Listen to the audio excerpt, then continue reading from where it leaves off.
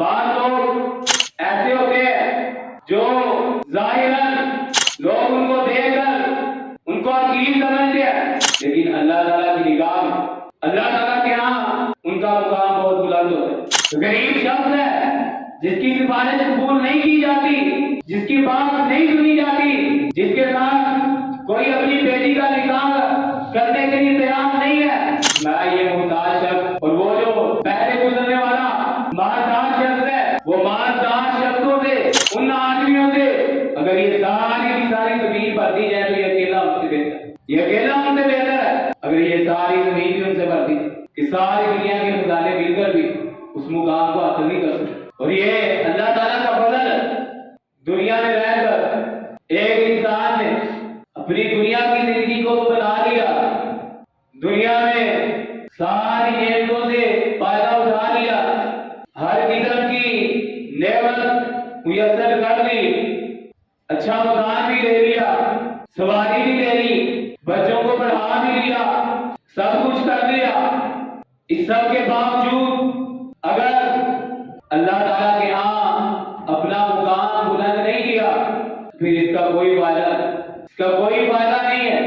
اور اس کے برعکس، اس کے الٹ، اگر کسی شخص کے پاس مکان اچھا نہ بھی ہو، سواری نہ ہو، فراغ اللہ حالت ہو، بال بکھرے ہوئے ہو، چہرے پر گرد و غبار پڑی ہوئی ہو، لیکن اس نے اللہ تعالیٰ کے ہاں اپنا مقام اگر بلند کروا لیا تو اللہ رب العزت کی قسم ہے اگر قانون کے خزانے بھی جمع ہو جائے تو اس شخص کا مقابلہ نہیں کر سکتے، کیونکہ اللہ تعالیٰ کی نگاہ میں اللہ تعالیٰ کے ہاں اس کا مقام بلند ہو چکا ہے، اللہ تعالیٰ کے ہاں وہ معزز بن چکا ہے، وہ اللہ تعالیٰ کا محبوب بن چکا ہے۔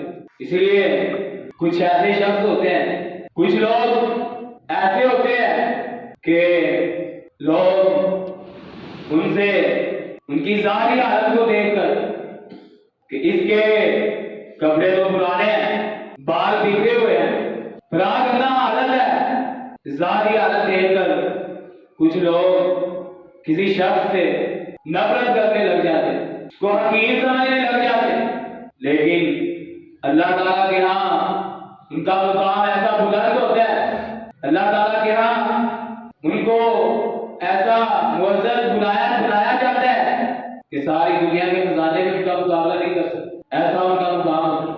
آپ دیکھیے، ایک واقعہ عرض کرتا ہوں جس سے ہمیں پتہ چلے گا کہ ظاہراً اگر کوئی کمزور ہے لیکن اللہ تعالیٰ کے ہاں اس کا مقام ہے تو پھر بڑے بڑے پہاڑ بھی اس کا مقابلہ نہیں کر سکتے۔ نبی علیہ السلام کے ایک صحابی سیدنا عبداللہ ابن مسعود رضی اللہ تعالیٰ عنہ، ان کے بارے میں مسند احمد میں بھی ہے اور علامہ البانی نے سلسلہ احادیث صحیحہ میں بھی ذکر کیا۔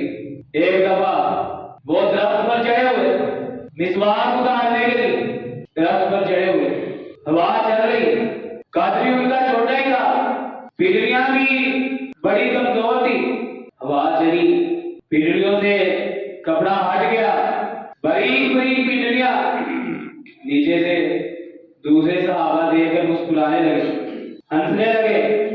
نبی علیہ السلام نے فرمایا مما تضحکون، کس وجہ سے ہنس رہے ہو، کس وجہ سے مسکرا رہے ہو، وجہ کیا ہے؟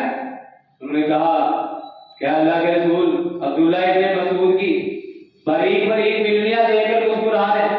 نبی علیہ السلام نے یہ سن کر کیا جواب دیا؟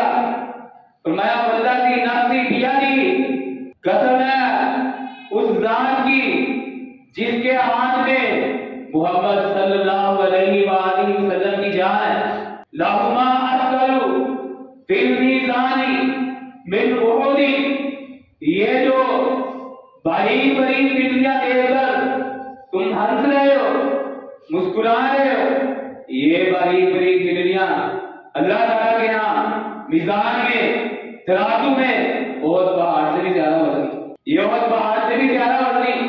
پتہ چلا اگر کوئی بظاہر کمزور نظر آ رہا ہے تو اس کو دیکھ کر اس کو حقیر نہیں سمجھ. اس کا مقام اللہ تعالیٰ کے ہاں کیا ہے یہ اللہ تعالیٰ جانتا. اسی طرح نبی علیہ السلام کے ایک اور حدیث، نبی علیہ السلام آپ کے پاس ہے صحیح بخاری کی حدیث 6447. نبی علیہ السلام کے پاس ہے ایک شخص گزرا. نبی علیہ السلام نے ایک دوسرے شخص سے پوچھا جو آپ کے پاس بیٹھے ہوئے، سیدنا ابو ذر غفاری رضی اللہ تعالیٰ وہ پاس بیٹھے ہوئے، پوچھا بتاؤ ذرا یہ جو ابھی شخص گزرا ہے اس کے بارے میں کیا خیال ہے؟ انہوں نے فرمایا اے اللہ کے رسول یہ معزز لوگوں میں سے ہے اور اللہ کی قسم یہ اس قابل ہے کہ اگر یہ کسی کے ہاں نکاح کا پیغام بھیجے تو اس کا نکاح کر دیا جائے، لوگ اس کی بات کو مان لیں گے. تو نبی علیہ السلام کے صحابی نے بھی کہا اور اگر یہ کسی کی سفارش کرے تو اس کی سفارش بھی قبول کی جائے. یہ ایسا شخص بڑا ہی روب والا ہے، بڑا معزز ہے، نکاح کا پیغام بھیجے تو اس کی بات مانی جائے، سفارش کرے تو سفارش قبول کی جائے. یہ ایسا شخص نبی علیہ السلام سن کر خاموش. پھر ایک دوسرا شخص گزرا. نبی علیہ السلام نے پوچھا بتاؤ ذرا اس کے متعلق کیا خیال ہے، کیا رائے ہے، کیا کہتے ہو، کیا سوچتے ہو؟ کہا اللہ کے رسول یہ تو ان مسلمانوں میں سے ہے جو غریب طبقہ میں سے ہے اور یہ ایسے لوگوں میں سے ہے کہ اگر کسی کے ہاں نکاح کا پیغام بھیجتے تو اس کا نکاح نہیں کیا جائے گا، نکاح نہیں کیا جائے گا. اگر یہ کسی کی سفارش کر دے اس کی سفارش قبول نہیں کی جائے گی. یہ ایسا ہے. آگے فرمایا اگر یہ کوئی بات کہے تو اس کی بات سنی نہیں جائے گی، اس کی بات تک نہیں سنی جائے گی. نکاح کا پیغام بھیجنا اور اس کا قبول ہونا تو دور کی بات ہے، کسی کی سفارش کرنا تو دور کی بات ہے. یہ اگر کوئی بات کرنا شروع کر دے تو اس کی بات تک نہیں سنی جائے گی. نبی علیہ السلام نے فرمایا یہ جو بعد میں آنے والا محتاج شخص ہے، غریب شخص ہے، جس کی سفارش قبول نہیں کی جاتی، جس کی بات نہیں سنی جاتی، جس کے ساتھ کوئی اپنی بیٹی کا نکاح کرنے کے لیے تیار نہیں ہے، میں یہ محتاج شخص اور وہ جو پہلے گزرنے والا مالدار شخص ہے، وہ مالدار شخصوں سے، ان آدمیوں سے اگر یہ ساری کی ساری زمین بھر دی جائے تو یہ اکیلا ان سے بہتر ہے، یہ اکیلا ان سے بہتر ہے. اگر یہ ساری زمین بھی ان سے بھر دی. پتا چلا کچھ لوگ اگرچہ فقیر نظر آ رہے ہو، براکردہ حالت ہو، بال بکھرے ہوئے ہو، چہرے پر گرد و غبار پڑی ہوئی ہو، لیکن اللہ تعالیٰ کے ہاں ان کا ایسا مقام ہوتا ہے کہ ساری دنیا کے خزانے مل کر بھی اس مقام کو حاصل نہیں کر سکتے. اور یہ اللہ تعالیٰ کا فضل ہے، اللہ تعالیٰ کا کرم ہے، اللہ تعالیٰ کی رحمت ہے.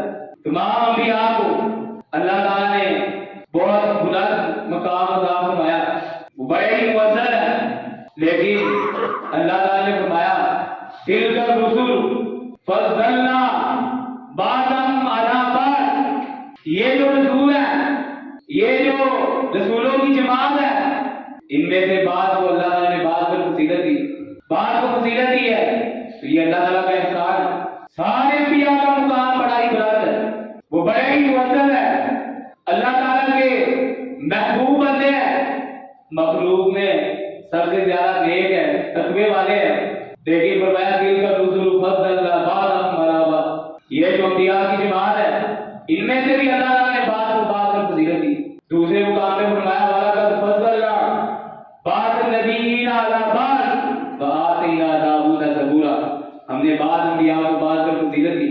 یہ اللہ تعالیٰ کے کام ہے. فرمایا مِنْهُم مَّن كَلَّمَ اللَّهُ. ان میں سے بعض ایسے ہیں جن سے اللہ تعالیٰ نے کلام کیا. وَرَفَعَ بَعْضَهُمْ دَرَجَاتٍ. ان میں سے بعض ایسے ہیں جن کو اللہ تعالیٰ نے درجات میں بلند فرمایا. یہ اللہ تعالیٰ کا فضل. اسی طرح صحابہ کرام رضوان اللہ علیہم اجمعین وہ تمام کے تمام لیے معیار ایمان ہے، ہمارے لیے اسوہ ہے، ان کے پیچھے چل کر ہم نبی علیہ السلام تک پہنچ سکتے ہیں، نبی علیہ السلام کی سنتوں تک، نبی علیہ السلام کے دین تک پہنچ سکتے ہیں۔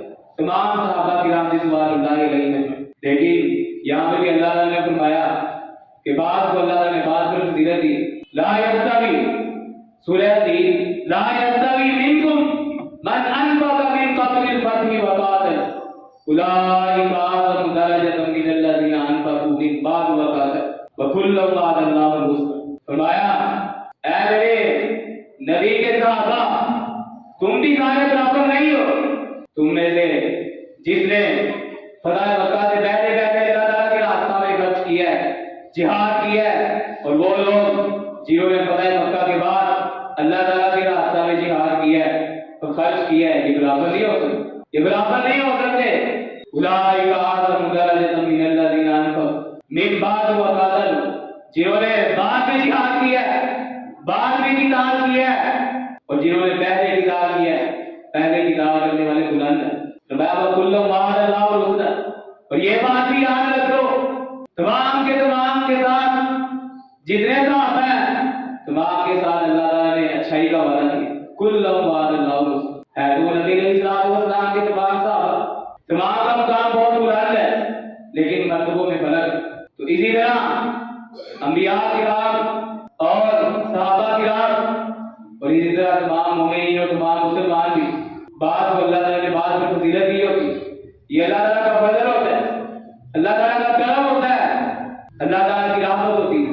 تو میں بات کر رہا تھا، بعض لوگ ایسے ہوتے ہیں جو ظاہراً لوگ ان کو دیکھ کر ان کو عقیل سمجھتے ہیں، لیکن اللہ تعالیٰ کی نگاہ میں، اللہ تعالیٰ کے ہاں ان کا مقام بہت بلند ہوتا ہے۔